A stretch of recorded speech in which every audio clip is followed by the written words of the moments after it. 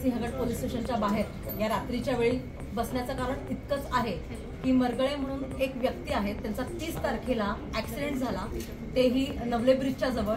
आणि ज्या गाडीमुळे ऍक्सिडेंट झाला ती गाडी होती गौतमी पाटील या नृत्यांगणीची।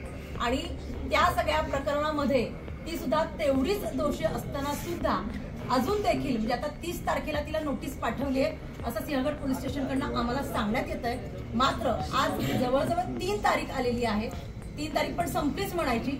असं असताना देखील सुद्धा गौतमी पाटीलला पोलीस स्टेशनला बोलवण्यात आलेलं नाहीये। ती वेगवेगळ्या ठिकाणी तिचे शो करते आहे, नाचतीये, बागडती आहे, पैसे कमवतीये।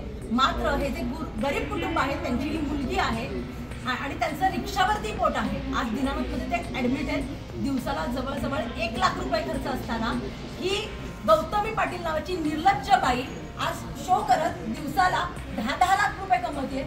मात्र या कुटुंबाच्या संवेदना जाणून घेण्यासाठी सुद्धा तिला वेळ नाहीये आणि पोलिसांना सुद्धा त्यासाठी वेळ नाहीये।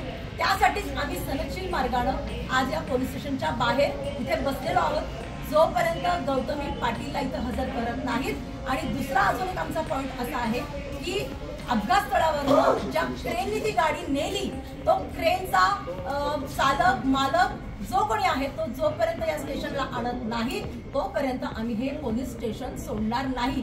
कारण यामागचं कारण इतकंच आहे की गेले 3 दिवस ही मुलगी फेऱ्या मारतीये, विचारतीये, मात्र कुठलाही प्रतिसाद मिळत नाही।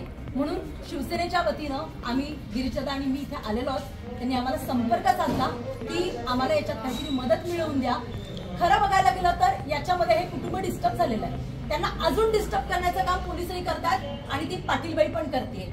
तिला नाचण्याच्या पलीकडे काही माहिती नाहीये, महाराष्ट्राचा विहार करण्यापलीकडे काही माहिती नाहीये। आणि अशा वेळी जर पोलीस सहकार्य करत नसतील तर आम्ही या कुटुंबाच्या मागे ठामपणे उभे आहोत।